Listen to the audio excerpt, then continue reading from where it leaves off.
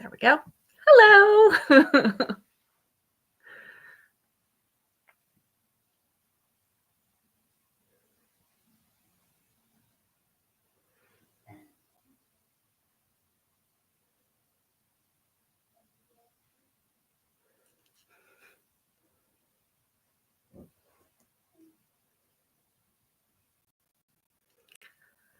Hello. Hi, Melissa.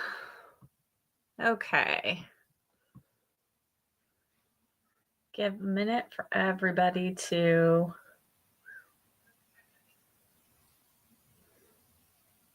get on here. Hi, Jacqueline. Hi, Vero. Hi, Gabriella. Welcome. How is everybody doing on this Friday?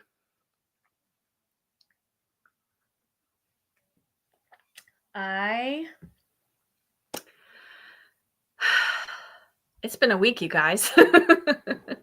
Hi, Susan. Hi, Susan and Susan. Welcome. Oh, I'm so glad you're here for the first time. That's fantastic. Hi, Maggie. Maggie, I saw your email. I'm sorry I haven't had a chance to respond, but I will respond to you this weekend.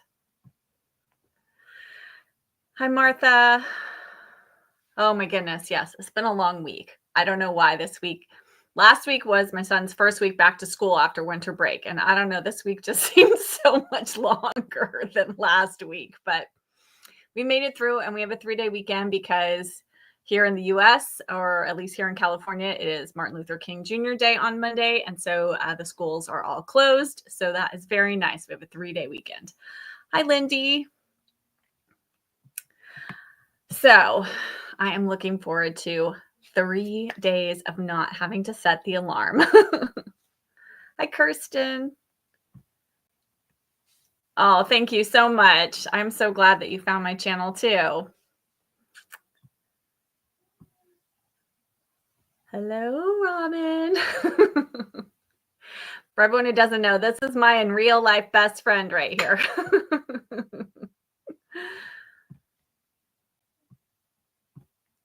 Hi, Michelle. Welcome.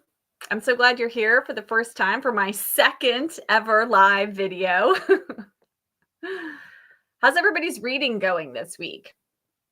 My week was busy, and I DNF'd 2 books this week, you guys, which is very strange for me, especially in January. Maggie, you fell behind on your reading this week. Yes. Oh, cold days ahead in West Virginia, Susan. Well, good for staying home and reading, right? Hi, Beth. Beth is here. Beth runs owns the Small Home Comforts book box. If you saw my unboxing video that I just did on, was that Tuesday or last Friday? Last Friday. Oh, Jacqueline finished Persuasion. Yay. I think I'm on I have the last chapter to read for this week's chapters, which my book is broken into volumes. So I'm on chapter 6 of volume 2, which is chapter 18. So I just have that chapter to finish for Sunday's discussion, and then just the last section. But I've been really enjoying kind of slow reading this over the course of the month. I don't know. It's just been so lovely. I read like about a chapter a day, and I've just really been enjoying that, taking my time with it. Let's see. Natalie says, I've kept up with Persuasion, but fell really behind in Jane Austen at home. I've got other book clubs. Yes, I hear you. Sometimes it is really hard to keep up with everything. I am a little behind in Jane Austen at home. I'm hoping to get a little bit, I have like 20 pages left in the section for this week. So I'm hoping maybe I can do a little bit of reading during our reading sprints on this one, catch up a little bit, but I really am enjoying this. It's adding so much to my reading of Persuasion this time. Let's see. Melissa says she read quite a bit given what a busy week it was. Listening to the audiobook of Persuasion has helped a lot. I'm reading a children's book. Stuart Little. I love Stuart Little. That was a really fun read aloud. I did that with my son. I think we might have read that one during the pandemic because I did a bunch of read alouds with him. Jacqueline's excited to start Emma M. Line. Actually, I have my copy right here. I might dip into this during our reading sprints and start my reread tonight. So we'll see.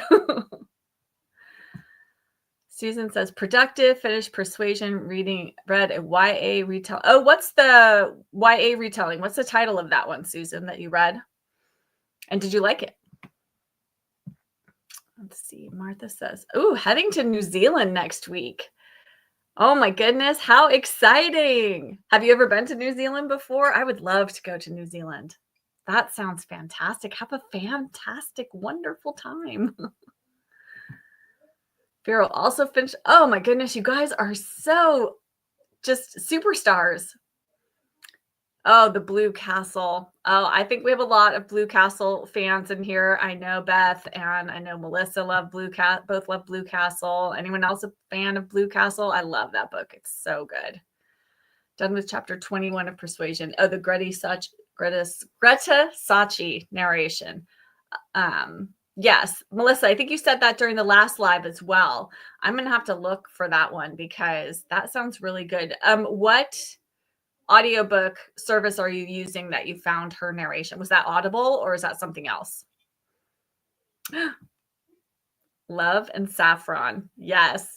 Oh my goodness. One of my favorite books from last year. And actually, I got approved on NetGalley to read the sequel. It comes out in March, which I've actually pre-ordered because I want to have a physical copy of it.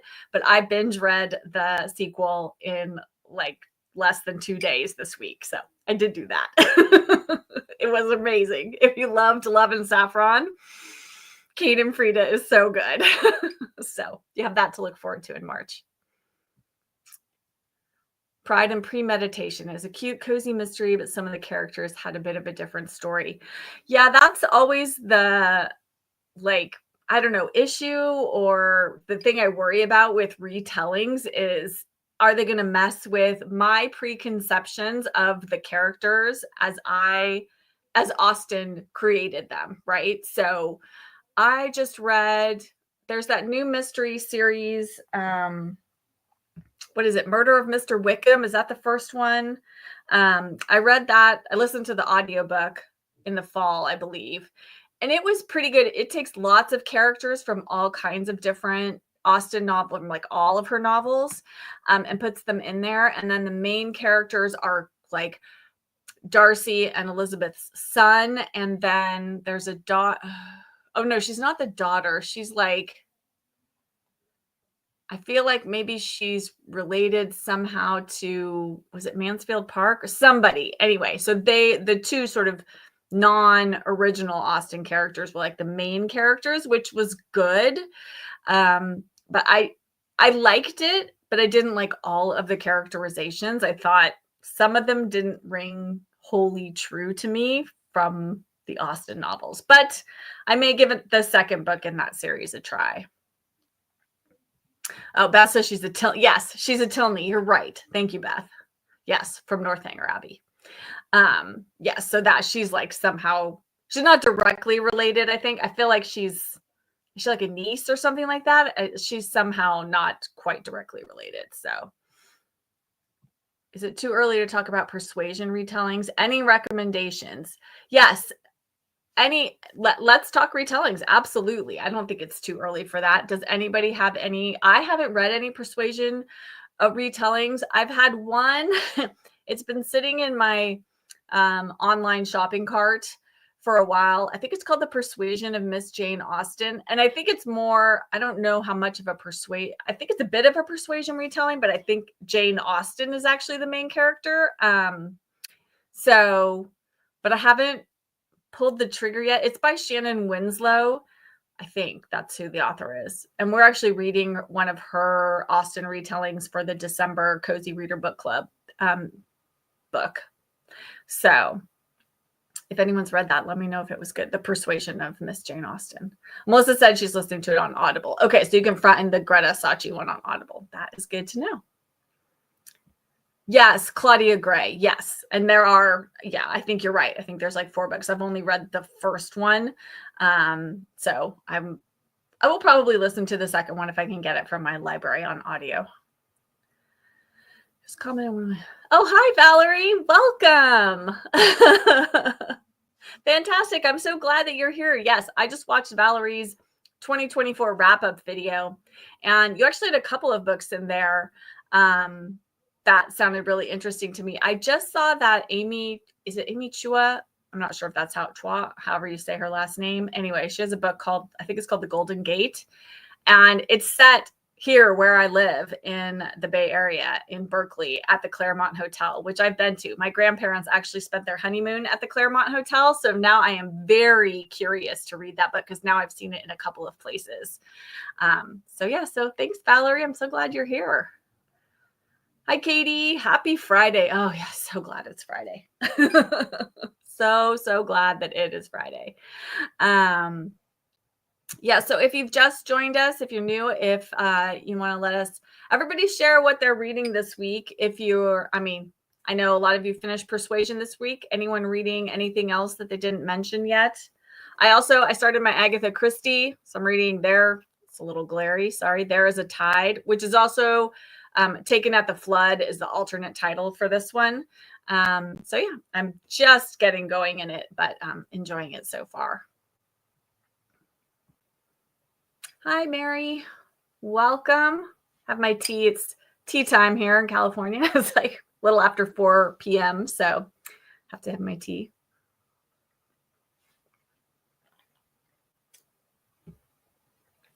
So let's see.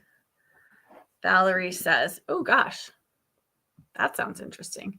I'm almost done reading The Chuckling Fingers by Mabel Seeley for a mystery book club I'm part of. It's the best mystery in 1941. Oh, interesting. I haven't even heard of that, but I'm going to have to look that one up. The Chuckling Fingers. I love that title. That's fantastic. Michelle's reading The Mystery of the Blue Train. All right. Agatha Christie. I just posted my video today of my Agatha Christie reading plans for the year. Katie, still working on The Shining. Ooh. Okay. Oh, too scary for me. I've read some Stephen King, but in my much younger years, I'm too much of a wimp these days.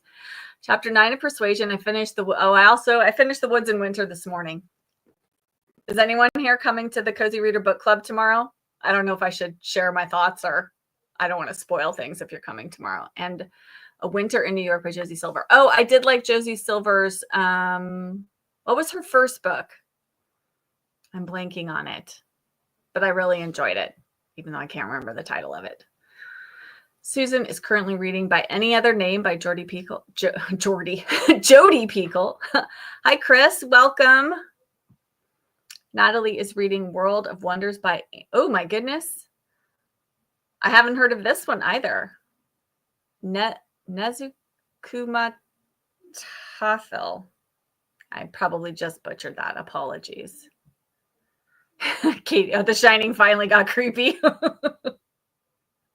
I have to see is that scene of Jack Nicholson where he's like, here's Johnny. That's enough for me. I'm out. Oh, The Railway Children by Edith Nesbit. I really enjoyed The Railway Children. I read Five Children and It by E. Nesbit, and it wasn't my favorite, but I really did enjoy The Railway Children. I think I listened to it on audio, and it was really good. Oh, yes. One Day in December. Thanks, Valerie. Yes, that was the Josie Silver book. I really enjoyed that when I read it when it first came out. I think I'm reading just about the same things as I mentioned last time. I tend to read a few books concurrently. Yes, I know. I have here, you want to see the pile of all, well, let's see. Actually, I'm currently, I think I have these three. So I have Persuasion, Jane Austen at Home, and then I have There Is a Tide by Agatha Christie. So those are my current physical books I have going. And then I just started an audiobook. I'm reading the second book in the Mitford Murders mystery series, which is called Bright Young Dead, I believe. I actually have the physical book on my bookshelf, but I listened to the first book on audio and enjoyed it. So I'm going to listen to the second one. Susan. Oh, thank you for watching my Agatha Christie video. I really appreciate that. I love Agatha Christie. And I am going to be doing, I mentioned in that video, I think I I think it's scheduled to come out maybe in early March, but I'm going to do a video of all my favorite Agatha Christie books because I've read a lot now. Hoping to finish Woods in Winter during the live stream, Beth. Excellent. Beth, I know you were struggling with it. How's it going so far or still? You're still in it, so. What's that? Oh, yes. Okay. I have that book right here. So Melissa and I are part of, we have some friends that we have been buddy reading Gilded Age books. And Constance Fenimore Woolson is a Gilded Age author. And she's been she's underrated, overlooked, all of that. Anyway, we are reading Miss Grief by her this month. Melissa you read all the books in this collection. I mean, all the books, all the short stories in this collection. I'm not sure if I'll finish all of them this month, but I think I'm just going to read Miss Grief and then go back to the beginning and then read the short stories. And I may finish them in January. If not, I'll finish them in February. So I'm so excited because Melissa said they were so good. Hi, Michelle. Let's see. Oh, Natalie. Oh, this was the World of Wonders. Yes. Okay. About nature with tidbits. Oh, that sounds good. I love books about nature. I just finished listening to Elizabeth and Her German Garden on audio. I really enjoyed it. It's okay. You guys can come in, come out, come as you are for as long as you can. I'm just so happy that you're here. Okay, let's see. Starting middle March and Love and Saffron. As soon as I finish Persuasion tonight, already finished Emma M. Lyon. Excellent. Love middle March. Love and Saffron. Persuasion. Emma M. Lyon. All those are excellent, Karen. Good choices. Good way to start your January. Let's see. Oh, planning to finish up Chickens, Gin, and a Maine Friendship book, of course. How is it, Melissa? Are you enjoying it? That is high on my TBR. When I'm able to buy new books. I made the mistake of reading the Langoliers on long haul flight. Not my best haul. Not my best haul. Not my best move. Uh-oh. Yeah. I've only read the first book of the Mitford Murder series, but I'm looking forward to continuing. Yes. I felt the first book was a little bit uneven. Louisa, she's the main character, and she ends up working for the Mitfords. And I felt a little bit like some days she, like in some scenes, she was going to get involved in solving this mystery. And then in other times she's like, oh no, I can't be involved. And so I kind of wanted her to like pick one or the other. But other than that, like I enjoyed it. I thought it was a good mystery. So I'm hoping, as you know, I feel like with series, sometimes you got to give them a little time to get going. And so I'm definitely willing to do that. Hi, Lisa. It's a crazy week at work, so I'm behind on reading and BookTube watching. I know. Finding time to both read, watch BookTube, check in on all my Instagram friends, film BookTube videos, get them uploaded. You know, take care of my family. Just a lot. There's not enough hours in the day, guys. That's it. Oh, you're still reading Woods in Winter, but your opinion hasn't really changed. I'm with you. I finished it, and I think we probably have similar opinions. Chris, I just finished A Lady's Guide to Marvels and Misadventures, and now I'm reading The Moving Finger by Agatha Christie. That's a good one. I haven't even heard of A Lady's Guide to Marvels and Misadventures, but I love that title. That sounds fun. Let's see, does anyone have BritBox? Just on ad. I do have BritBox. Yes, I love BritBox. I watch so many shows on BritBox. I think the majority of what I watch, I mean, my husband and I watch other things together because he's not into like, he'll watch some mysteries. Like we watched Shetland together, the Shetland mystery series. We've watched a few other things, but he's not as interested in as many things as I am. And he doesn't really like to watch like period piece dramas. And I love that. So I'm on my own for those. Reading May the Wolf Die by Elizabeth Hyder, a mystery thriller. Just finished, maybe next time for a book club. All right. Excellent. Listen to Love and Saffron, but I want to read it too. Yes, I want to reread it. I'm really tempted to reread Love and Saffron and Kate and Frida right before Kate and Frida comes out and is published in March. So I might do that because I don't know if I can wait any longer. There are some enjoyable Agatha Christie movies on BritBox. Yes, definitely worth checking those out for sure. Plus, I think you can watch, I'm not sure if it's on BritBox because I also have a PBS subscription for Masterpiece. And I'm not sure if it's BritBox or there that you can watch all the Poirots and the Miss Marple mysteries, like most of them. So I feel like the letters are kind of a 3-star, interesting, but not, and it helps if you're into chickens and chicken coops. Oh, so that's the book, The Letters Between E.B. White and I'm forgetting the other correspondent, but yes, might be better as, oh, actually I should see if my library has it. Yeah, Melissa had to DNF The Woods in Winter. I think if any of you are coming to Cozy Reader Book Club tomorrow, it's going to be an interesting conversation. Yes, BritBox is great. Oh yeah, Downton Abbey. I will just sometimes randomly watch episodes of Downton Abbey, just like my favorite episodes. And I always love to watch the Christmas episode where Matthew and Mary get engaged. I will watch that one over and over again. It's there in the snow. It's so romantic. I can't stand it. All right. Maybe splurge on BritBox. Yeah. Lots of love for BritBox. I feel like if you like the kind of books that I know a lot of us like to read, then you also like BritBox. Okay, wanting to read Agatha. What's a good book to start with? So somebody just asked this in my video comments, and my recommendation, so there's a couple of things. I mean, you can really just dive in anywhere with Agatha Christie. But I think either start with her very first mystery, which is The Mysterious Affair at Styles. That I think will just kind of get you going. And that is a Poirot. So you'll be introduced to him. Or I think that's a Poirot. Isn't that a Poirot? Oh my gosh. Why am I blanking on that all of a sudden? Anyway, or else I would say you could start with one of her famous ones that are a little bit more familiar to people, like And Then There Were None, Murder on the Orient Express.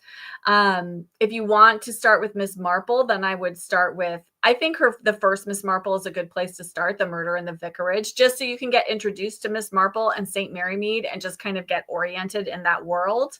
But I think any of those make good places to start. The Murder of Roger Ackroyd is another early one that is really excellent. It's got a great twist to it. So if that's something you think you might like, then I highly recommend that one. Okay.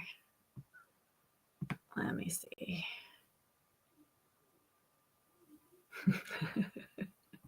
We're going to talk everybody here into getting a BritBox subscription. Oh, Amy, you're about to start your first Edith Wharton. How exciting. I haven't read Ethan Frome, though I've heard winter is a great time to read it, though it's not an uplifting read. Summer actually was my first Edith Wharton, and I absolutely loved it. I'm a huge Edith Wharton fan. So, in fact, our Gilded Age group is reading, what's the title? Something About the Moon. I can't see the title from where I'm sitting, but Glimpses of the Moon. That's what it's called.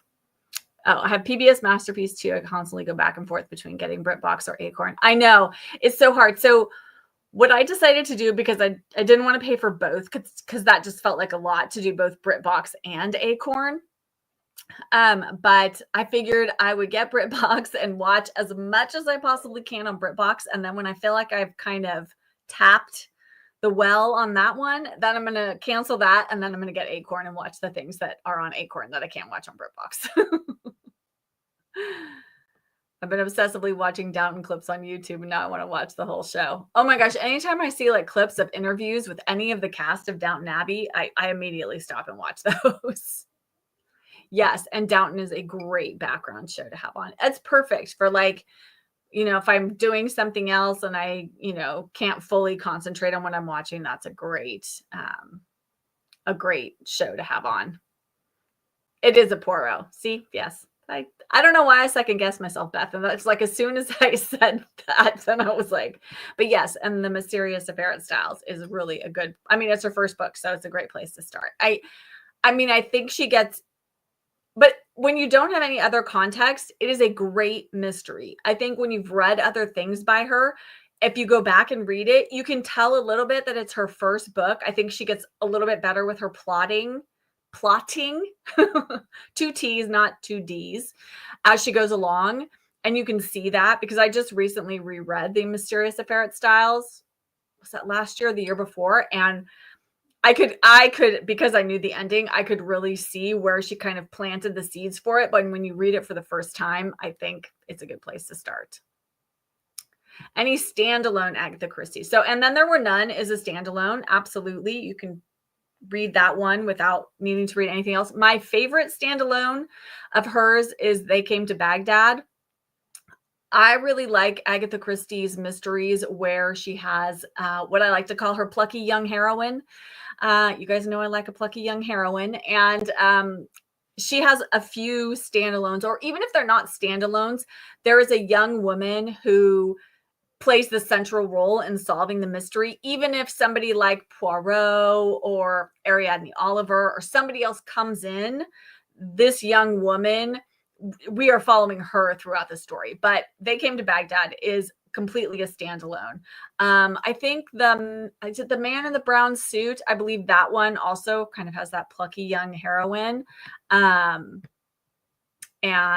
so there are a lot of, I mean, she has quite a few standalone books, but I think And Then There Were None is a great one to start with if you haven't read anything by her. Lindy, you figured out the plot twist? What? That's crazy because it's a good one. That's a really, really good one. The second time around when I read that one, again, that's another one where it's fun because you can see what she's doing when you know the ending. Oh, you heard the twist before you read Roger Ackroyd. But see, again, that's like what I was saying. Like, then you can see where she's planting the seeds and you can figure it out. Like, I don't like when mysteries, when it's not possible for you to even have had any clue as to who done it. Like suddenly some random person comes in at the end and they were the murderer. It's like, that's not fair. That's cheating. That's cheating. Kept thinking that could be right. Yes. But you were right. Yes. They Came to Baghdad. So good. I've read it at least 2 times. I think I've read it 3 times. It's so good. And it's good if you want a mystery in the summertime. I love her mysteries. Agatha Christie's mysteries set in the Middle East. That's like one of my favorite things to read during the summer is her mysteries set in the Middle East because it's hot and they're so evocative. So like Death on the Nile, They Came to Baghdad. Oh, I just blanked on what's the other famous one. They made it's a very famous movie too. Somebody help me. Help my brain. Already doing some year-long and series reads, so only have the mental bandwidth for toe tipping. Yes. I know. I feel like my plans for this year, I have so much going on already, but it's kind of, I don't know. I'm enjoying it too, but I still feel like I have time to like read things that I want to read as well, which if I don't have time to just like mood read, then I have too much on my plate. But I still feel like I have time and the ability and the want to mood read because I'm such a big mood reader. So anyway. All right. Well, we've been chit-chatting for like half an hour. So why don't we start our first reading sprint? Trying to think what I think I'm going to try and finish or try and read some pages in Jane Austen at Home. And then I think I might, if I have time, then maybe I will read some more Agatha Christie since we're just talking about her and now I'm in the mood to read her. Okay. So why don't we read, let's see. I have to get this set up. I have to remind myself how to do this since I've only done it twice. Read until, let me edit this one. Why don't we read for, let's do 40 minutes. I'm going to go, the live is going to be, we're going to do 2.5 hours this time. So let's read until 10 after. And I'm going to get the ambiance room set up. And we'll do some reading. So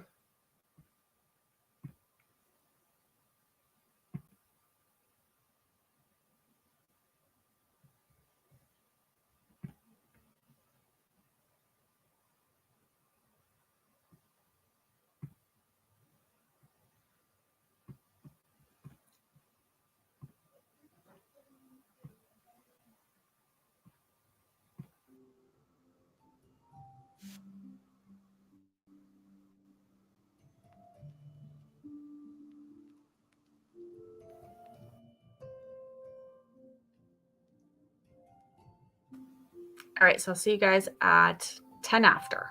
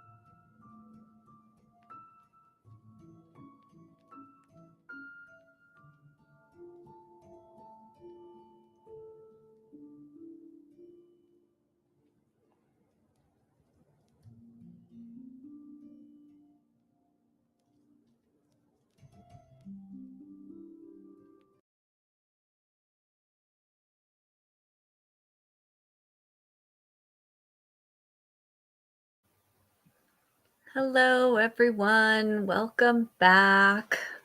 Hope you all got some good reading in during our reading sprint. I read, well, now I think I only have about 5 pages left, and then I'm caught up in this. And then I read a little bit more of There Is a Tide. So I'm on page 56, which in these little vintage editions is actually pretty far in. So, I should turn off the banner. I always forget something in these. There we go. Okay, now we're back. All right. How'd everybody do with their reading? Also, I was thinking after our next reading sprint, because I know some of you are here and are doing the Persuasion read along, and I know some of you are not, but I thought after the second reading sprint, we will do a little discussion of Persuasion where everybody, up until where we should have read by this weekend. So we won't go into anything at the end of the book, even though I know many of you have finished it, which is fantastic. But we'll do a short little chit chat about that. So I just wanted to mention that. Let's see. All right. Hi, Pamela. Welcome. I'm reading Service Module by Adrian Tchaikovsky. Oh, goodness. I don't know that book. Is Adrian Tchaikovsky related to the Tchaikovsky? No reading was done, ate dinner, left overnight, and had some phone calls with family. Nice. Well, I'm glad you could use the time to do that. I'm going to have dinner when we are done here. Sci-fi. Oh, interesting. Service. Oh, wait.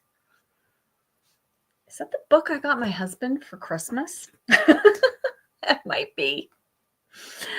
My husband loves sci-fi and fantasy books. And so I'm always trying to find him things he hasn't read, which is challenging. And I feel like that sounds like maybe the book is that new, that service module? Is that what it's called? Service module. Why am I not finding it? Adrian.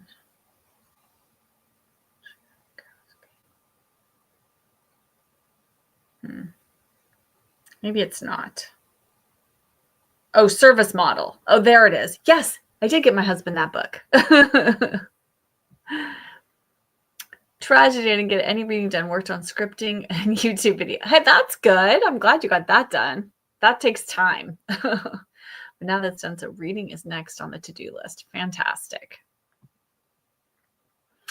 Was able to get started reading Footsteps in the Dark. Yes, that's a good one. I like that one by her. I've read a few of her Georgia Hare's mysteries, which I've really enjoyed, and I have a couple more on my shelf for this. I need to find out who the killer is. Yes, right?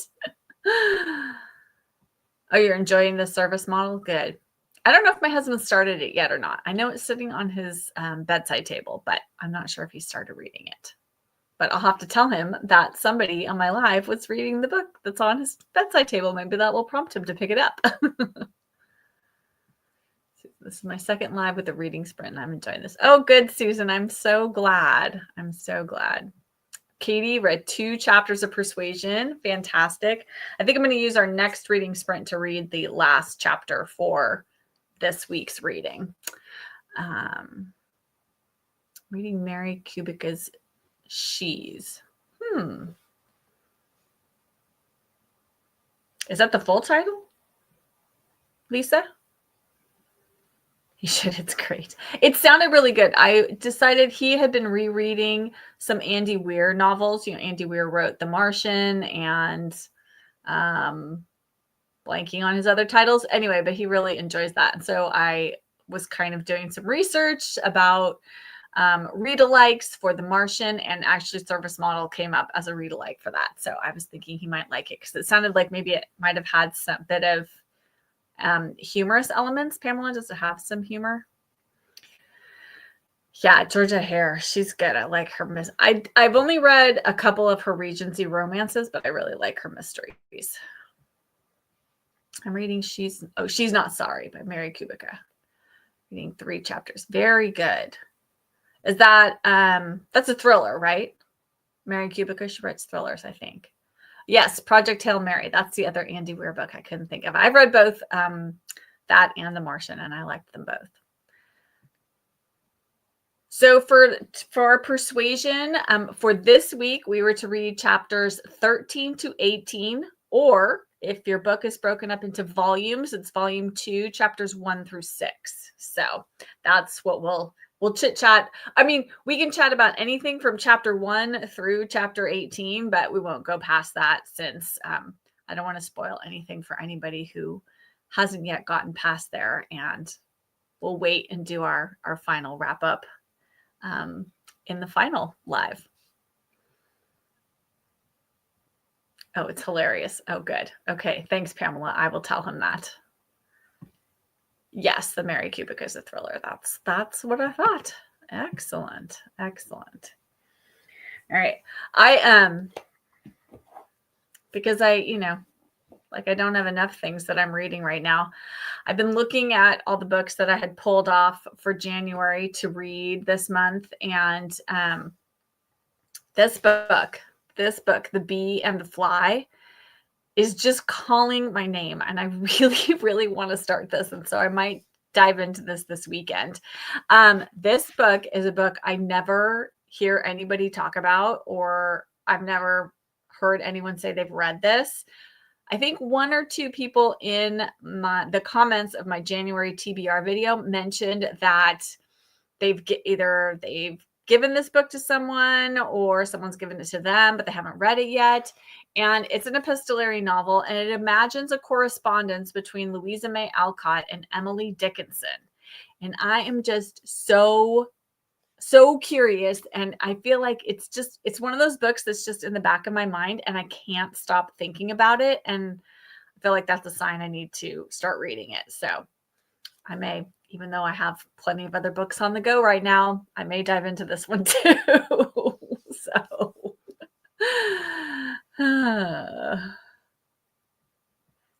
yes, Valerie, give me all the epistolary novels. Yes. I just posted I had a video go up.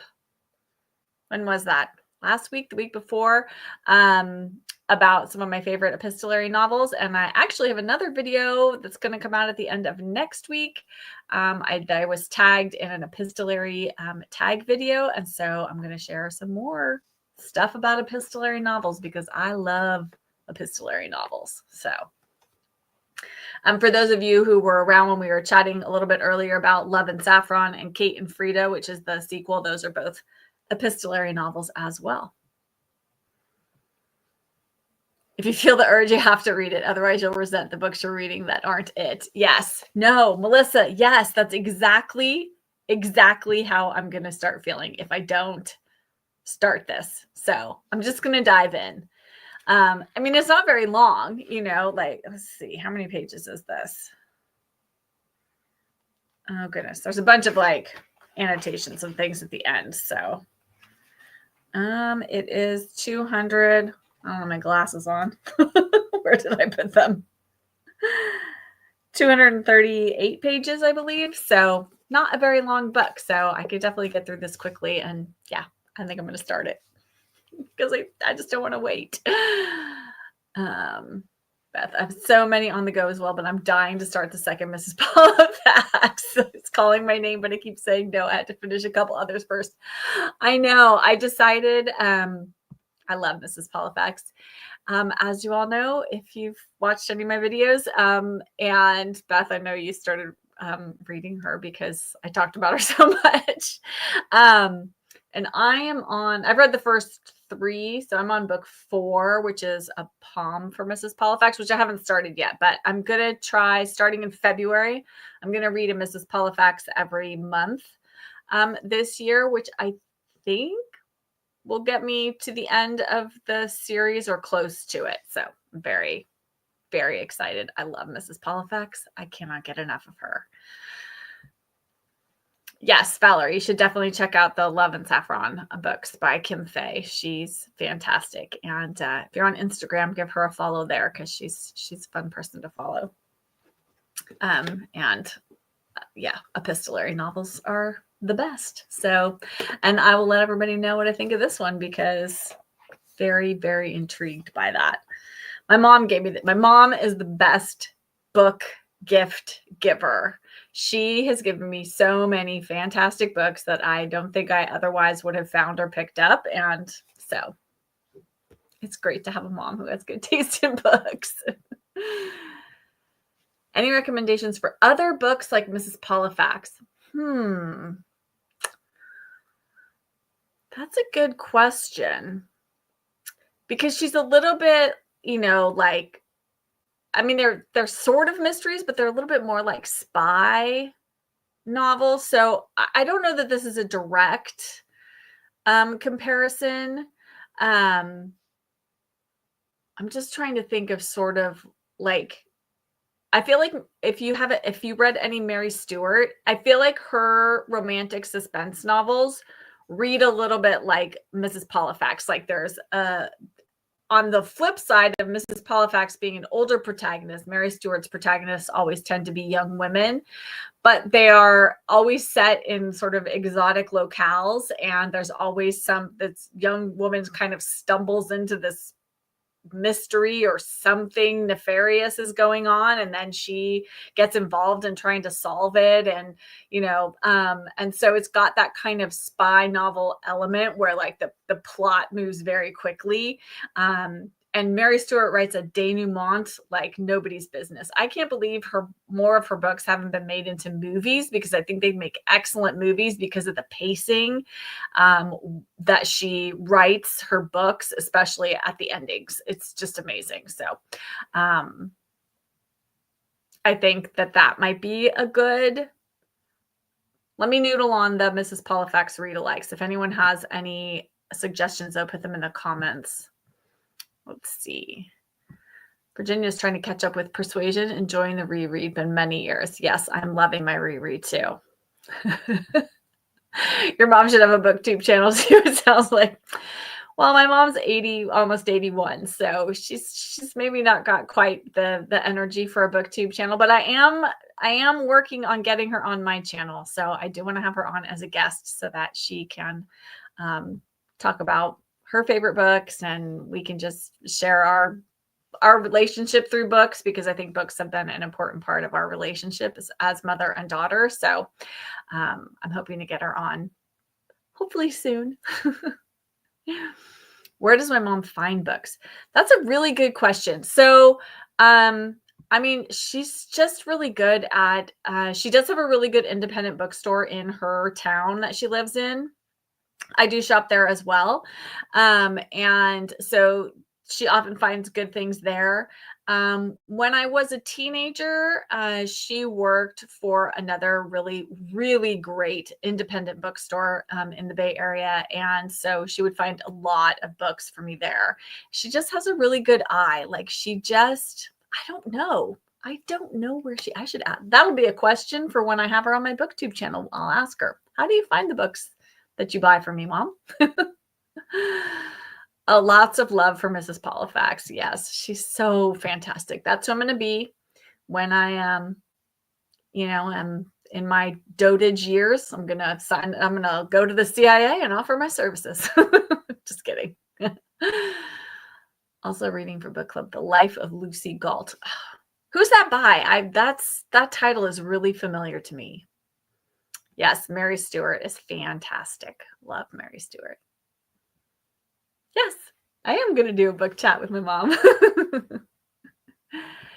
It's the character more than the mystery for me. Okay, so you're looking for more of like a Mrs. Polifax type character. Have you read Miss Benson's Beetle by Rachel Joyce? That might be a bit of a read alike. Not exactly. It's not a mystery or anything. It's a friendship between two women, but they're one of them is a little bit older, and they do kind of go off and have an adventure. So that might be a possible one. I will keep noodling on it. Love the Mary Stewart books I've read. She is fantastic. I have read all of her books. I've read her children's books. I've read her adult books. I've read her Merlin series.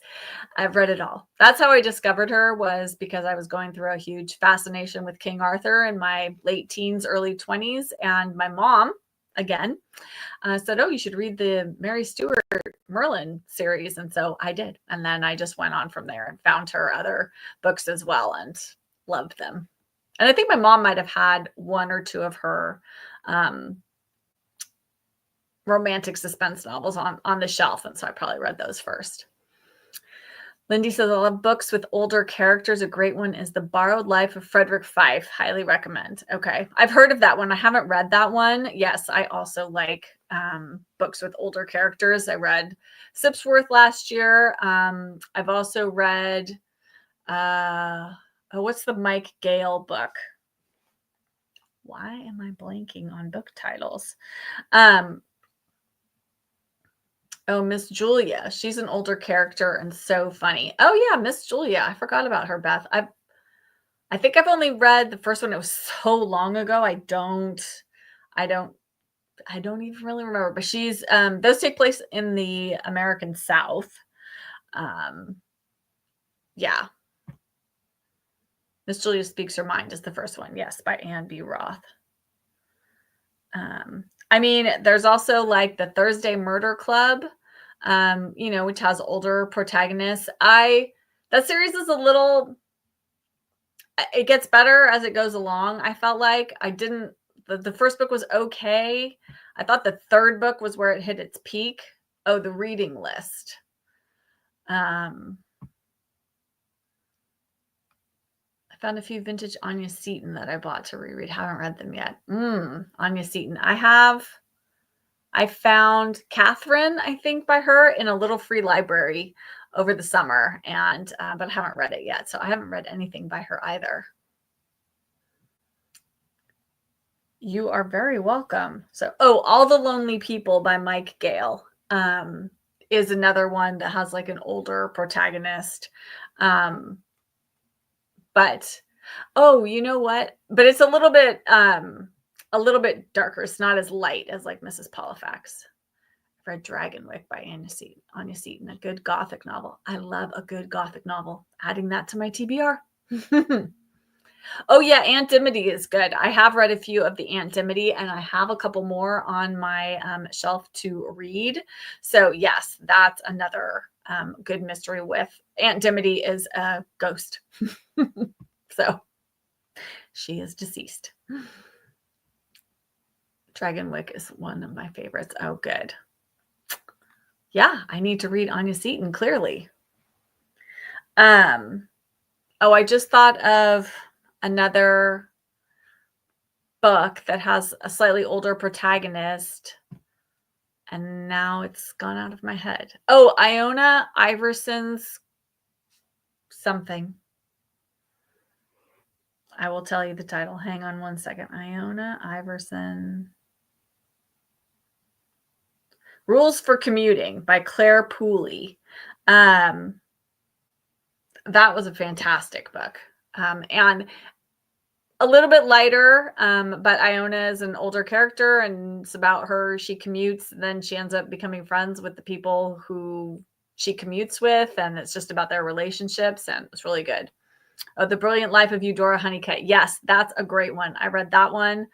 That's fantastic. Maybe Elizabeth Peters' Amelia Peabody series. Very different, but lots of adventures and good characters. Yeah, that one is definitely adventurous. Here's a confession about Elizabeth Peters. So I started that series. I think I read the first 4, and then the 4th book, their son shows up, and he was so precocious, and I couldn't stand it. Like, I think he was supposed to be like really little, like 5 or 6. And the way he would talk, I'm like, there's no way a 5 or 6-year-old talks like this. And I just I couldn't suspend my disbelief past that part. And so I never went on with the series, but don't take my word for it, lots of people love that series. And I totally thought it would be, it was up my alley really until that happened, because I love things set in Egypt, in the Middle East, in, that sort of archaeological aspect of it. That's right up my alley. I love anything to do with archaeology in books. Like I've been reading the Ellie Griffiths Ruth Ware mystery series, and Ruth is a archaeology professor. And so she's always getting involved with mysteries because bones are being dug up and they aren't sure if they're of archaeological significance. So yeah, I love that element to books. My TBR is growing. See, ask for book recommendations and we will add to your TBR. Mrs. Quinn's Rise to Fame. I liked Mrs. Quinn's Rise to Fame. I had a few kind of issues with it. Oh my God, I don't think it's going to spoil it. So it's like a Great British Bake Off kind of riff on that. It's about an older woman who applies to be a contestant on the Great British Bake Off. What I didn't like about it is that she lies to her husband about going onto the show. And it just didn't really feel necessary or plausible that he was such a lovely, lovely man. And they had such a wonderful marriage. And that kind of, I didn't like that whole like secretiveness thing. So, but I loved all the stuff about the like Bake Off show. Like that was really fun. And I thought that was just a really great way to do that book.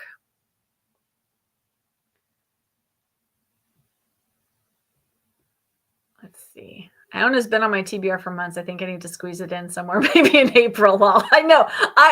Katie, this is so funny because I am seriously like thinking like, oh, I can read that book in May. Yeah, that's when I'll read that book. Like I'm already planning like 5 months ahead. Adventures and characters. Yes. Okay. So adventures and characters. That's what we're looking for to add to Pamela's TBR. Okay. I like the first few books more than the later ones in the Amelia Peabody series. Yeah. Okay. Good to know. So I think I read the first few. I enjoyed them, but I just, there's so many good mystery series out there. I feel like I want to read the ones I'm really enjoying. Katie had a big issue that's kind of, well, there's another, Katie, I think there's another thing that's also, there's another secretive thing. And I think that was probably a bigger issue, but I'm not going to say what that was because that is spoilery. So yes.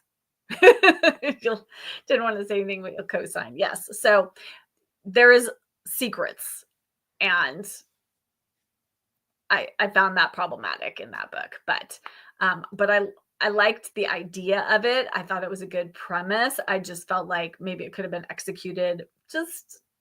I think it still would have been a great book without the secrets. I don't think the secrets added anything to it or were necessary for dramatic tension. I think there was plenty of that without the secrets. So enough about Mrs. Quinn's Rise to Fame.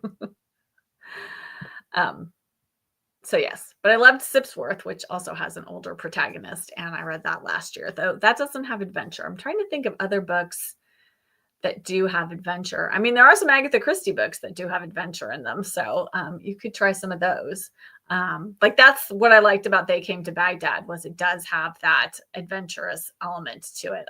Her book set in the Middle East, I really like that piece of it, and also archaeology because Agatha Christie's second husband was an archaeologist, or he was involved in archaeology, and so they went on a lot of archaeological digs together.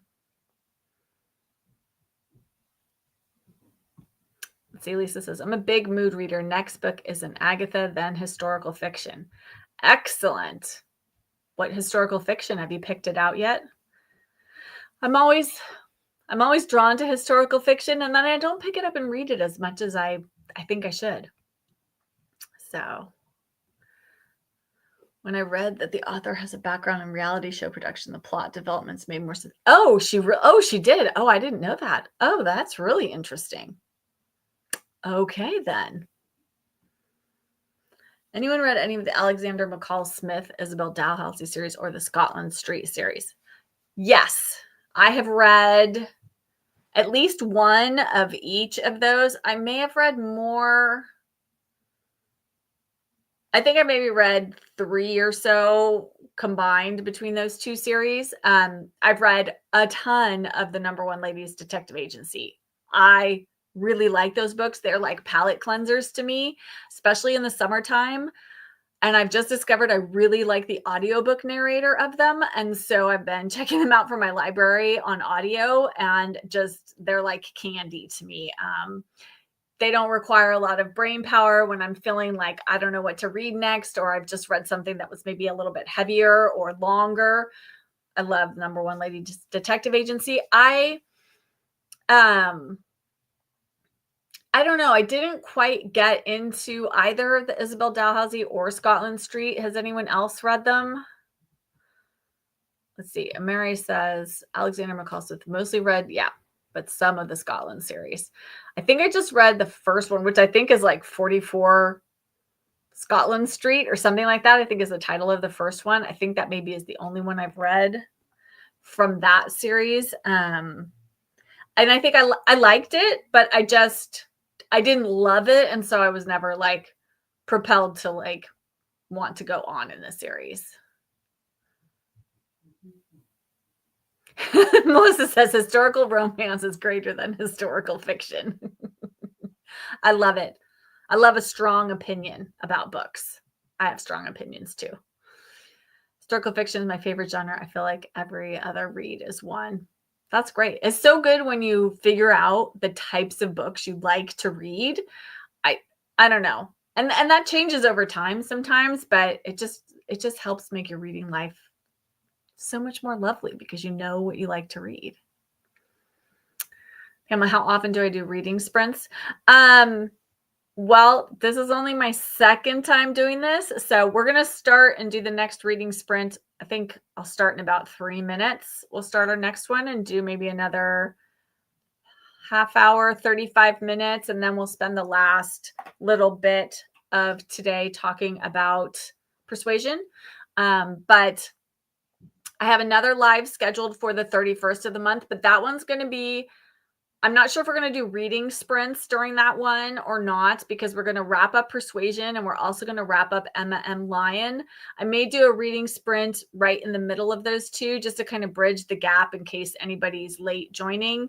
But that's mostly going to be just our chance to wrap up and discuss both of those reads for January.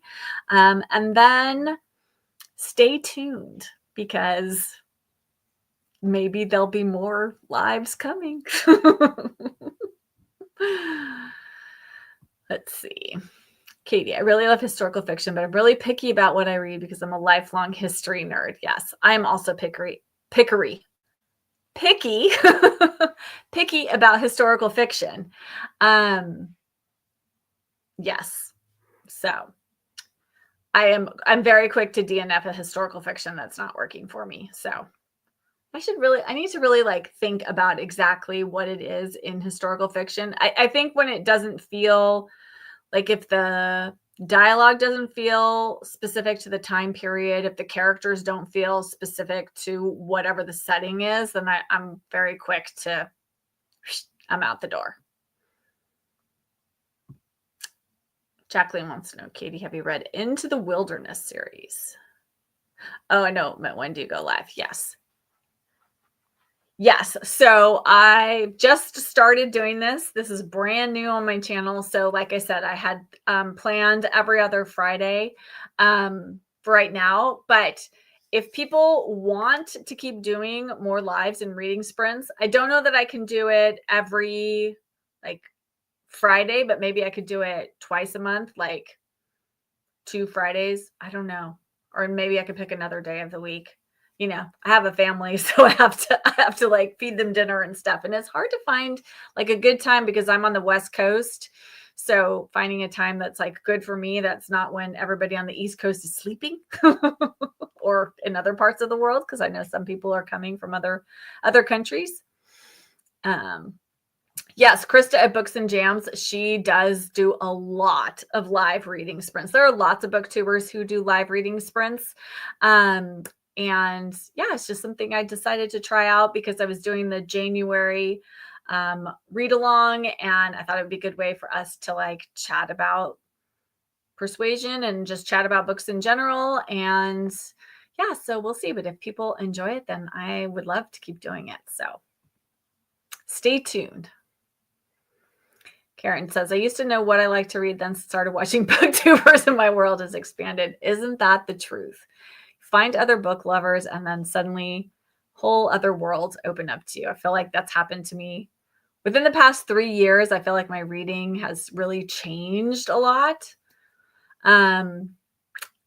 Just because of the types of books I have found and the people that I have found who are reading books that I don't know that I would have found otherwise. Which volumes of Emma M. Lyon for the next live? So we're just doing one a month. So we'll be talking about volume 1 for January. So we're going to do, and then volume 2 will be in February. So at the end of every month, I will be having a live to wrap up Emma M. Lyon. And so I will probably incorporate some reading sprints into those as well. So for sure, there will be lives at the end of every month between now and August, because there are 8 volumes of Emma M. Lyon. And then, we'll kind of go from there. But if people are really enjoying the lives, then maybe I will add some additional ones during the month as well. I DNF the moment the book is anachronistic. Yes, I completely agree. And don't get me started on if things feel too modern for the time period, because then I'm out. Struggle with alternate history too. Yeah, that can be problematic. It has to be done really, really well. So I think there was some discussion about Sarah Donati. Yes. Oh, apparently she's been compared to the Outlander series. Interesting. All right. After finishing Emma M. Lyon, Volume 1, began reading Winter Solstice, got through 100 pages in 2 consecutive days, which is realistically good for me. I read all those pages out loud to my 2 dogs. Nice, Michelle. Winter Solstice is so good. All right. All right, you guys, feel free to keep chatting in the chat, and I am going to get us going for our next reading sprint. And I think we'll go until, for this one, we'll go until, let's see, 15 after. It'll be about 30 minutes. And then we'll come back, and then we will wrap up and talk about Persuasion for a little bit at the end. And then we will be until next time. So I will get our little ambiance room going, and I will see you in about 30 minutes.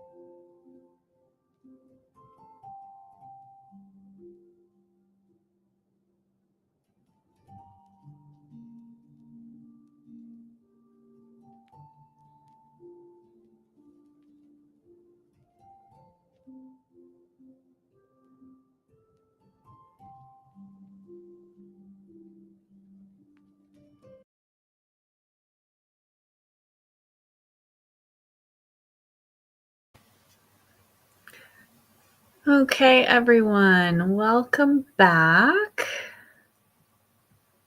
How did everyone's reading go? Did you read? Did you do anything else? I finished that chapter of Persuasion, so I am all caught up for this week. And then I did read just a teeny bit more of There is the Tide. Gosh, it's so shiny. So shiny. Let me see. I need to catch up on some of the comments from right before we went to the reading sprint. Lots of good chatter about historical fiction. All right. Oh, Kate Moss. Kate Moss is another author I'd like to read. I've never read anything by her. Katie read chapter 12 of Persuasion and did a few things around the house. Very good. Valerie has 10 more pages to go of the chuckling fingers, but at least I know who the murderer is now. Great mystery. Okay, I'm definitely going to add that to my TBR because that sounds very interesting. And I love a good mystery. Chuckling finger and a good mystery with a good title. Pamela read about 30 pages. Nice. Finished listening to the latest Michael Connect book. I don't know that author.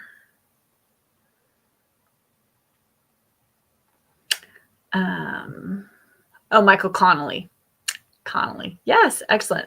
Which series is that of his? Is that one of his series books or is it a standalone? I have read some of the Bosch books and I have read The Lincoln Lawyer, just the first one. So I've read a few of his books. Beth made good headway with Woods and Winter. Didn't quite finish, but I'm close. Melissa finished the E.B. White, Edmund Ware Smith correspondence. Now to decide what to pick up next. Maybe a Royal Spinous mystery. Maybe Heidi. You know how I feel about Heidi. I love Heidi. And the Royal Spinous, I am going to start this year. I have a bind up of the first 3 books, and I'm going to read them in 2025. I am. I've heard so many good things. I haven't read Kate Moss, but check her out. Into the Wilderness isn't World War II. Yeah, there is historical fiction as a genre is very saturated in World War II. And while I like a good World War II novel, it's nice to find things that aren't set in that time period. All right. Gonna go finish your book and get some dinner. Thanks for coming, Valerie. It was so great to have you here. I'm so glad I found your channel. Just joined the sprints 40 minutes ago. Read a couple of Jane Austen's letters from the illustrated edition. Very nice. Lovely.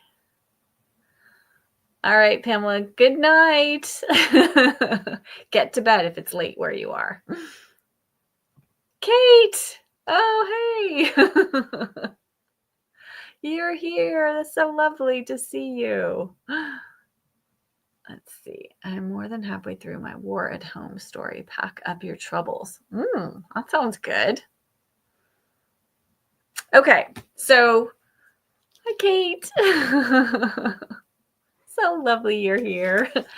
Okay, we're going to talk a little bit about Persuasion. I know not everybody is reading Persuasion, but for those of you who are, how's everybody getting along? I know some people had trouble getting into it who are reading it for the first time, but I know there are quite a few people who are rereading Persuasion. So thoughts, feelings. Thanks, Lindy. See you next time. Thanks for coming.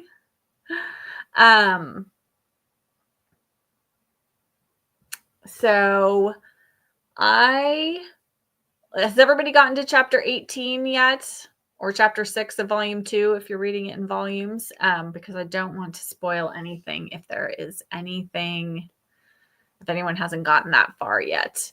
Because there is something that happens kind of right at the end. That's a bit spoilery.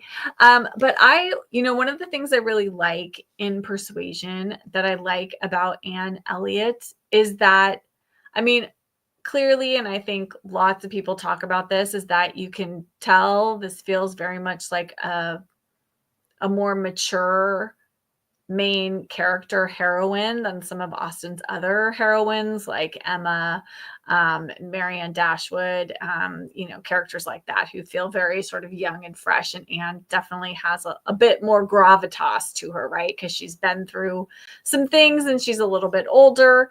And so I really like that about her. And I think there's been some discussion in the Discord group a little bit about how Anne's family seems so terrible, and she seems very perfect in comparison, but she's really not. Like, I like how in this you see her. I mean, she gets frustrated with her family, with how much money her father is spending and her older sister, how she doesn't really want to go to Bath. I mean, so I think you see Anne feels fully flushed out. Like, maybe her family feels a little bit less three-dimensional as a character, but I feel like the thing that makes Anne so appealing is how well-rounded she is as a person. Like, she feels like a real person. So anyway, that's just my thoughts. And in this we get the whole Louisa falling off of the falling and hitting her head in lime, and that whole thing and all the repercussions and everything that comes out of that.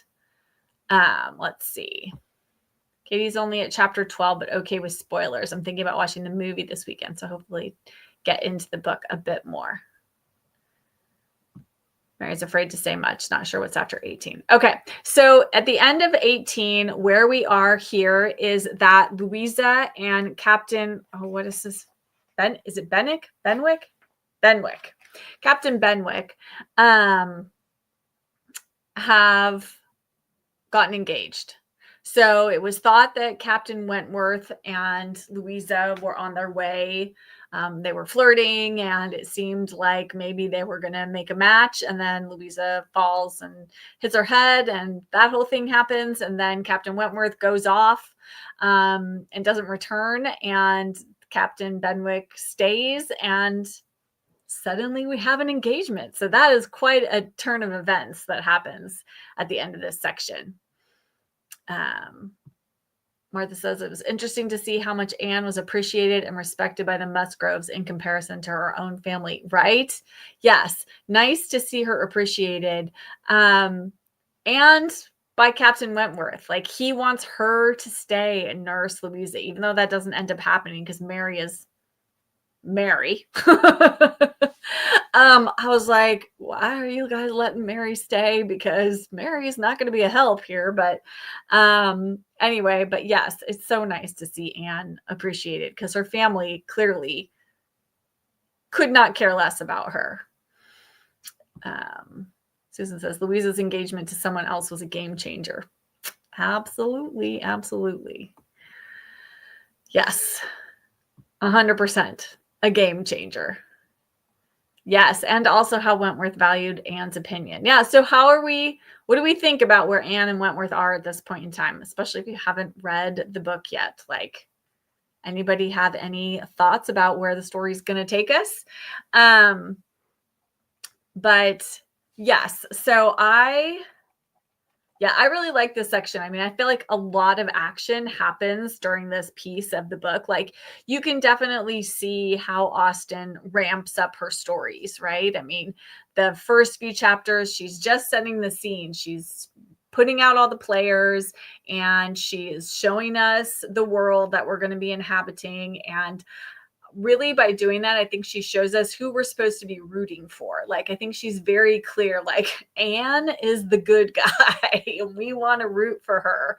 And the contrast between her and her family only make us love her even more. I think that was my read, is that was very intentional on Austen's part. So, I think she, sometimes it does take a bit to get into a novel like this.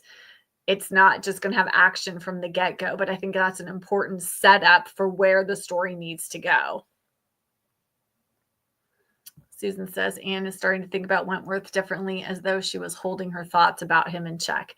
Yes. Well, I love right at the end of chapter 18, she's talking to the Admiral Admiral Croft, and he's telling her this whole story, which she already knows that Louisa and Benwick are engaged, but he's telling this to her as if she doesn't know. And she's trying to find out what Wentworth's reaction was to this. And the Admiral's like, oh, we got a letter from him and he seems fine and he's okay, and she's trying to like dig a little deeper. She says, he says, not at all, not at all. There's not an oath or a murmur from beginning to end in Wentworth's letter about, so he's doesn't seem upset at all in the letter. And Anne looked down to hide her smile. And I just love that little moment where we see like she's so pleased that Wentworth is not upset that he's losing out on getting engaged to Louisa, because that means maybe there's still a possibility for her, as long as Wentworth is still free, right? There's still that possibility for Anne. Since I feel Anne is seeing a thought in Wentworth, but doesn't think he still has feelings. She's just happy he doesn't hate her. That's so true. That's so true. I mean, I still think she feels like her chance has passed. I also think, the heart wants what it wants, and she doesn't want. It's like, okay, I can't have you, but I don't want to see you with anybody else either. Not that she doesn't want him to be happy, but I think she doesn't want to have to witness it, which she would have with Louisa. Have to admit that my main motivation to continue reading is because I'm dying to read Captain Wentworth's swoony letter. Just you wait, Katie. Just you wait. It is such a good letter. And it's coming. Yeah. So, I mean, I feel like at this point, Austen has got me to the place where I'm just like, I just want to keep turning the pages because I just want to see what's going to happen next. Whereas I think early on in the book, it's got a much slower pace, but it definitely ramps up as we go along. And I think it's just going to continue until we get ourselves to the end. And, an interesting thing was when I was reading Jane Austen at home, Lucy Worsley talks about how Austen doesn't ever spend much time in any of her novels dwelling on the engagements or anything that happens after the engagement. It's like, oh, and they got engaged and then poof, they got married and they lived happily ever after, and that's the end. And sort of making that reference to Austen's own, she doesn't have any experience herself necessarily past that engagement moment, and that maybe her own personal experiences with being asked to be married, because it appears there's evidence that she was asked a few times and either said no, or in one case said yes and then changed her mind. But that she doesn't really have any experience with what happens next. And I thought that was really interesting because I hadn't ever really thought about that. That's sort of the book's that's the penultimate moment, is that lead up to the engagement, that like finding their understanding of each other, the romantic main characters in her books. So yeah, that just really kind of was like food for thought for me. Let's see. Karen says she knew Wentworth wasn't in love with either sister and just hoping he'd figure it out soon. I think she was worried he might be feeling something for Louisa. But I think she was hoping not. And the reader's privy to the information that Wentworth cared that Anne refused another suitor after breaking their engagement. Yes, that's very, very true. I think that's very telling right there. That's a little nugget that Austen throws out to us. I never thought about the match. I know, neither had I. I never thought about the matrimonial process being glossed over. But if you think about it, it's really, really true. Like there's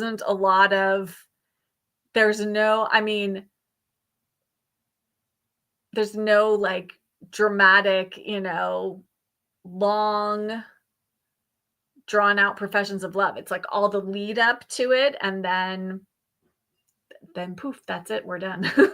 So just kind of something interesting to notice when you're reading Austen's work is how the novels are structured in that way, and how that may have been a reflection of her own life. Because certainly we write what we know, and the more I read of the Austen at home, the more you learn about things that parallel her own life in her novels, and character traits that she took from the people that she knew, people in her family, and gave them to other characters in the books, is really fascinating.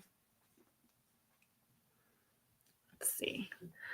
Martha, do you think that Wentworth began to see being headstrong about a decision is not always a good thing about a person? Well, there is that one quote, which I put in let me see if I can find it. Yes. So I found this is actually at the end of the last section. So this is at the end of chapter 12. One of the very last paragraphs, it says, Anne wondered whether it ever occurred to him now to question the justness of his own previous opinion as to the universal felicity and advantage of firmness of character, and whether it might not strike him that, like all other qualities of the mind, it should have its proportions and limits. She thought it could scarcely escape him to feel that a persuadable temper might sometimes be as much in favor of happiness as a very resolute character.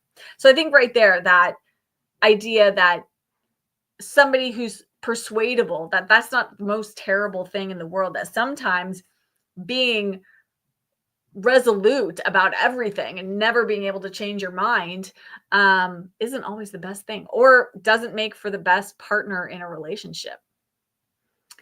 I want to read another Austen now. Emma, maybe. Have you read any other Austen, Jacqueline, or is this your first? If so, if it's your first, then I have suggestions. I need to watch a movie version again so I can see the scene with Louisa launching herself off the wall. Somehow it's hard for me to envision it when I'm reading. Oh, Louisa, yes. Yeah, that quote.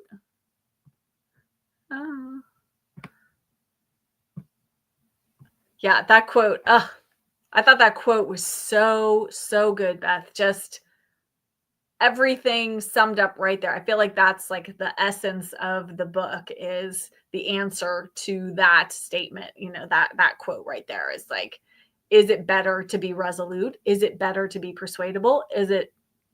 Should we maybe be somewhere in between those two things? Yeah. Yeah, Susan, such a great quote. I like starred it. Like I was like, this is, yes. Melissa says, I do wonder if Louisa and Benwick will be happy in the long term. They seem quite different, and like their romance happens so quickly. Well, it was interesting because that was what I was thinking too, because I was just reading this chapter. And it says, like Anne says, the idea of Louisa Musgrove turned into a person of literary taste and sentimental reflection was amusing, but she had no doubt of its being so. So who knows? Maybe a little bonk on the head was all Louisa needed, and maybe they will live happily ever after. Who knows? Could she just have wanted and they lived happily ever after ending? Yes, for sure. Okay, so you've read Pride and okay, if you've read Pride and Prejudice and Sense and Sensibility, then yes, 100% read Emma next. Yes, read Emma. And then, I don't know, just depending on what you're in the mood for, Mansfield Park versus Northanger Abbey. I feel like Mansfield Park is one I need to read again. Because I feel like it's my least favorite of the Austen novels, but I'm just wondering if it was the timing of when I read it. So, anyone have feelings about Mansfield Park?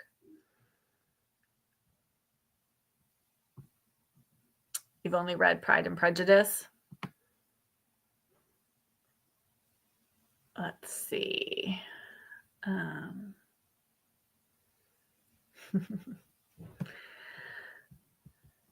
Yeah, I think if you've only read Pride and Prejudice and this, Persuasion, I would read Sense and Sensibility next. Yeah. I don't want to. So I put a poll up in the Discord group if you haven't seen it yet, asking for people to recommend which movie to watch. And I think it's the 2005 2005, 2007, whichever version that one is from the early 2000s. That seems to be the one that everybody says to watch. I think that's the one I'm going to watch. There's one from like the late 90s also that I think has some votes. I don't think anybody's voted to watch the Netflix one. The clips I've seen of that, I was like, why not just make a modern movie? Like, why call it Persuasion? No, I can't. No, and yes. Nope. Oops, sorry. I'll come back to that one. Yes. And breaking the fourth wall. No, I can't handle it. It's doesn't work for an Austen movie adaptation for me.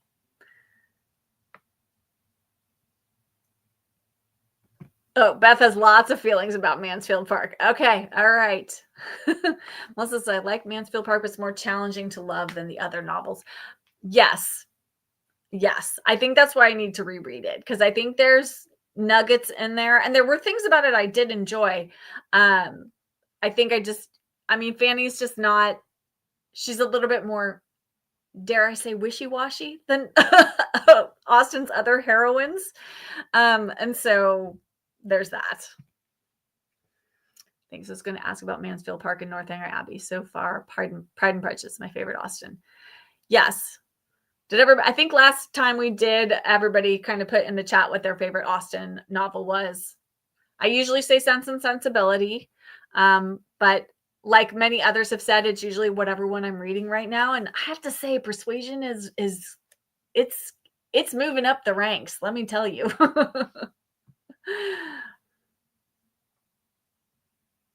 Let's see. Gloria says, Mansfield Park is my least favorite of her novels, but I wonder if my opinion would be different now having read Lucy Worsley. Yes, Gloria, I agree. I wish I'd read, where is it? I wish I'd read this back when I was first reading most of Austen's novels for the first time. I mean, some of them I read long before Lucy Worsley published this book, so that wouldn't have been possible. But I wish I'd read this when it first came out, because this is definitely going to impact how I read Austen's novels. And I'm definitely going to refer back to this. I've been underlining things, but I'm going to go back and I'm actually going to color code this by references to the specific novels. So, and then have a little like thing in the front that tells me like a blue tab is Pride and Prejudice and a green tab is Sense and Sensibility, so that when I'm rereading Austen's novels, I can go through here and look at the different notes about those novels, because I just want to. Let's see. Katie plans on reading all of Austen's novels this year. Okay, Katie, is Persuasion your first one? Because if so, read Pride and Prejudice next. Fanny's kind of passive, but she's a good person, and I grew to love her. There's not really a good hero in Mansfield Park, though, in my opinion. Yes, agree. I actually enjoyed Mansfield Park, but I think either Persuasion or Pride and Prejudice are my favorites. Yes. And I mean, don't get me wrong, I still like Mansfield Park, but it's just if I love all of Austen's books, it's just the one I love less than I love all the others that I've read so far. I'm only including her full-length novels in that. So still love it, just not as much as the other ones. Yes.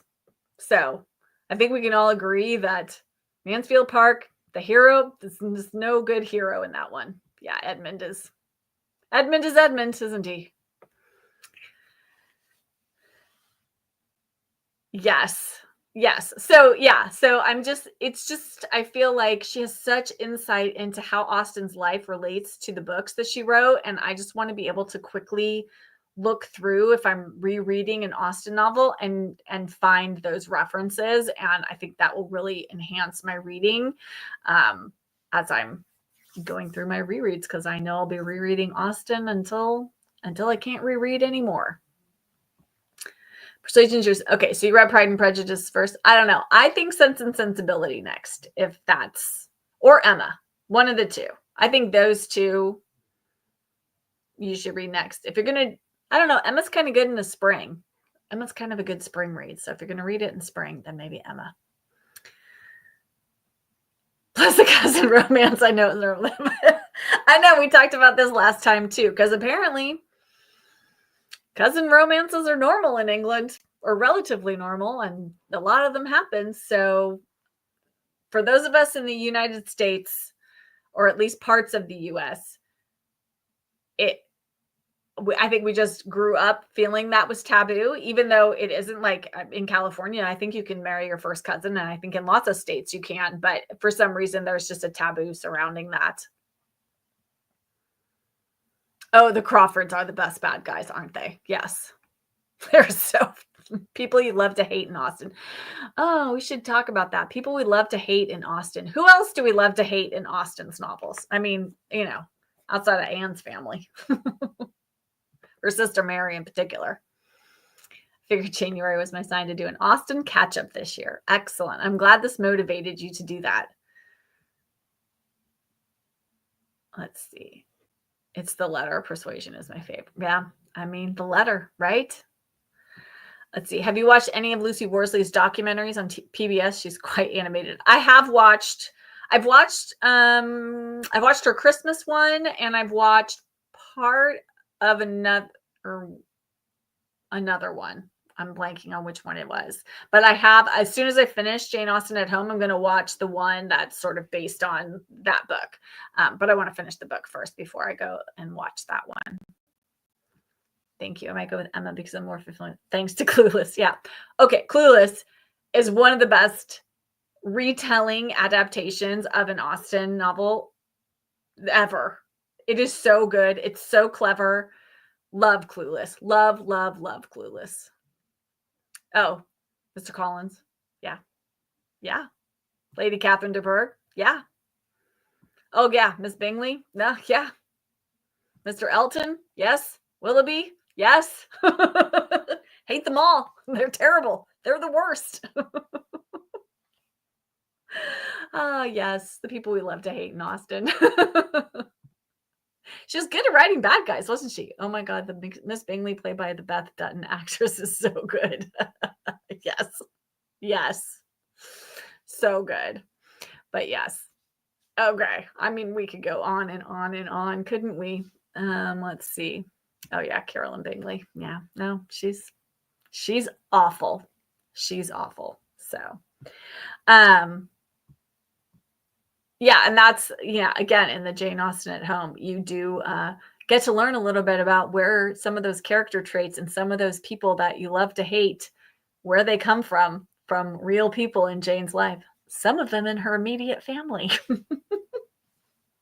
So that's really interesting. Yeah. So anyway, love to hate those awful characters. Austen was really good at writing annoying characters. Really good. I think she must have known a lot of really annoying people in her life, unfortunately for her. Okay, so I'm glad people are enjoying Persuasion. I hope that now that the action is ramping up, if anyone here wasn't fully invested at the beginning, that you're getting a little bit more invested in it. I mean, I do feel like, I know there are some people, and I don't know if anyone on here is in this group, who are reading this as your very first Austen. And I'm not sure if Persuasion is the best first Austen novel. I feel like maybe Pride and Prejudice is a good place to start, just to kind of get you in the Austen world. And because it's such a familiar story, I think a lot of people kind of have a good foundation of Pride and Prejudice and what happens in the story. And so I think Persuasion maybe just takes a little bit more work to get into than Pride and Prejudice does. But I think it's well worth it. This is such a fantastic novel. And I think you really see Austen's growth as an author in this book. So I'm loving my reread of it. I'm so glad so many of you wanted to read it or reread it along with me. And, I'll ask now real quick, just before we hop off. But I'm going to ask at the final live too, if people enjoyed Jane-uary, if they want to do it again in 2026, I would love to do that. But only if people want to do this. I'm not sure if I'll do it exactly the same way. I feel like Discord is maybe not 100% working for everybody, or maybe isn't the right platform. So maybe we can chat in the final live wrap up of maybe ways that might be better for the discussions, whether that's actually doing like a Zoom call for everybody or doing some other, I don't know what other platforms there are to like do chats in. So maybe if people have suggestions, if we want to do this again and make this an ongoing thing, which I would be more than happy to do. So, all right. Oh, thank you, Katie. I'm glad this was a good, relaxing way to end the work week. Yes. And thank you guys all. I love seeing all of the activity happening in the chats. So I think we will wrap it up here. Does anyone else have anything? Yes, another Jane-uary, maybe with Zoom. Okay. Yes. And it's so hard to tell because like on YouTube, it's hard for me to get a feel of like, if I put a poll out there, is it being answered by people who really aren't invested in. Huey wants to get into my room. Can everybody hear him scratching at the door? If you hear a scratching noise, that's Huey. You like this format because you hate talking.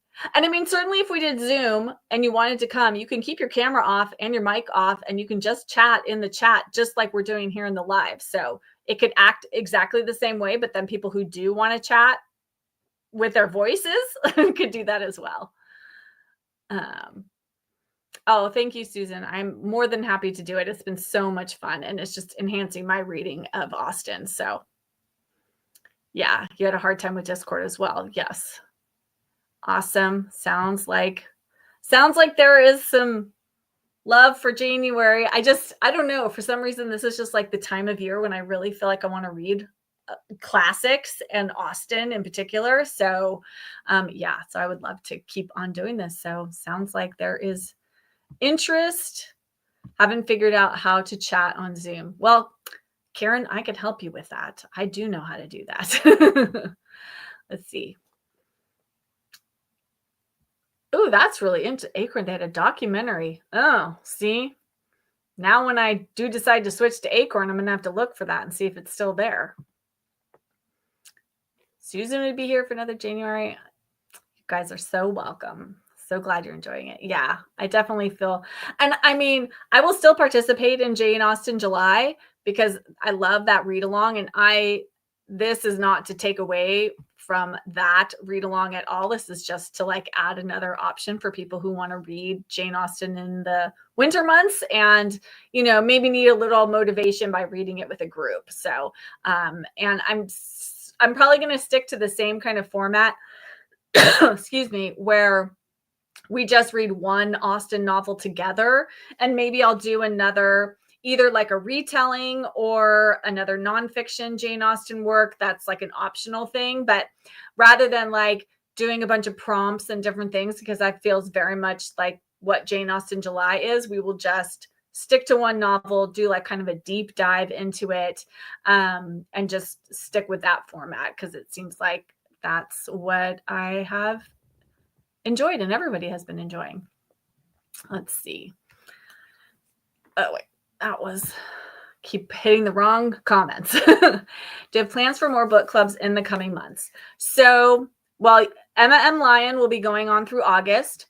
I am considering doing some other things. And if you're here today, you get a sneak little piece of insider information. So my 1-year BookTube anniversary is coming up on February 2nd, and I'm going to be launching a Patreon account at that point, which will be open for people to join. So that will be a separate thing from this, but Patreon will have its own things going on in it. And there may be like book club read-alongs going on there, but there will also be things happening here on my channel if you do not or are not able to join Patreon, or that's not something you're interested in. So yes, I am considering doing a Lori Colwin read-along in the fall of one of her books, and then we'll see. There may be more coming as well, but Emma M. Lyon definitely happening now through August, then possibly Lori Colwin in probably September. And then we will see from there what's going on. So what I have planned for February, really just Emma M. Lyon for February, and we will do a live at the end of the month for that. Just because I feel like I need a little bit of a break. And like I said, I am starting a Patreon, so that's going to take a little bit of my time as well. So I just want to kind of get that going, and then we'll kind of go from there. I'm glad you're excited. I'm excited too. I'm very nervous about it, but I've had so much fun doing this YouTube account, and but it does take a lot of time, and I appreciate all of you being here so much. And my channel's been monetized for quite a few months now. But doing the Patreon will just allow me to continue to do more and give more here on my regular YouTube channel. And so that's the whole reason for me doing that, so that I can give you guys more stuff, more fun bookish goodness, and hopefully more read-alongs or book groups or different things like that. Stay tuned. There will definitely be more bookish goodness coming. And since people seem to be enjoying these lives, I will probably add more to my schedule so that we can hang out and chat together, because this is so much fun. Oh, thanks, Katie. Good. I'm glad you guys are excited. So you guys, you're the first to know.